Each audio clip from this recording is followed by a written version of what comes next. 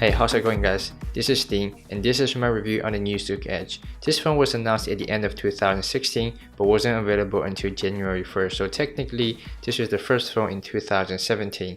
It has many similarities to its predecessor ZUK Z2 Pro, so in this video I'm gonna put them side by side to find out the differences between these two. Let's do it. ZUK Edge has the same box from Z2 Pro. Inside the boxes, they both have a 13-watt charger, USB Type-C charging cable, all the paperwork, and a gift card for games. The Edge version also comes with a rubber case, so that's pretty nice. The design aesthetics is very similar. They both have dual glass panel, aluminum frames, and chamfered edges, but Z2 Pro has slightly curved 3D glass, and the back of the Edge version is flat. Now going around the sides, on the left side, they both have a SIM card slot. At the bottom, they both have a headphone jack, USB Type-C charging port, and speakers. And neither of them has stereo speakers, so the sound quality is just okay. On the right side, they have volume rockers and power button.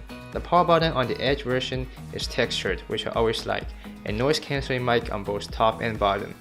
On the back, there's a tiny camera hump on the Edge version, a single tone flashlight, and a heart rate sensor. On Z2 Pro, there's no camera hump and it has a dual tone flashlight.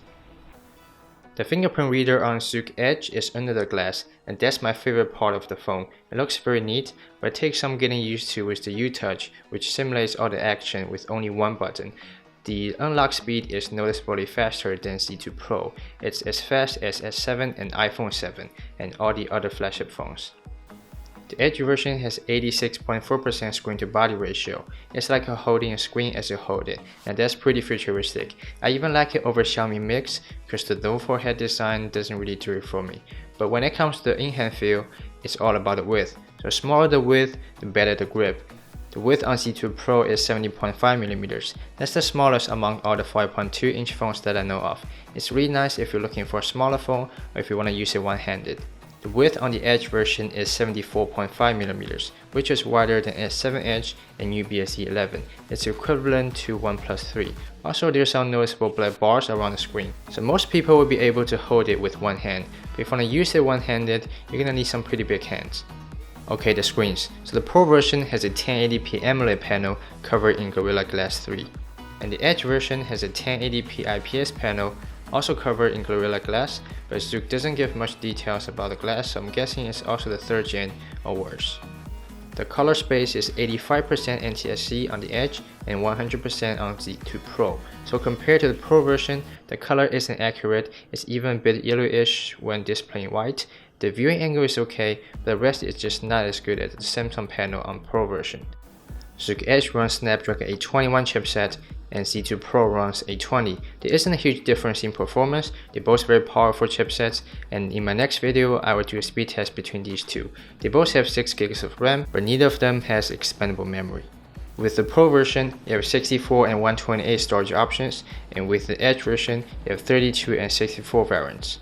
By the way, they both have the same frequency support that includes band 1 and band 20. The camera on ZUK Edge has been cut down a lot. It has a small aperture, a 5p lens instead of the 6p on the Pro version, or S has been removed as well. It's the same camera that's used on ZUK Z2 and Z2 Plus in India, which is around $100 cheaper. And the front camera has the smallest aperture of these three.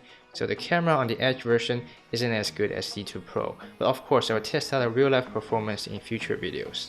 Now battery life. They both have 3100 mAh battery, but ZUK Z2 has a smaller screen and a more power efficient display. So in my daily use so far, the Pro version has 1 or 2 hours longer screen on time.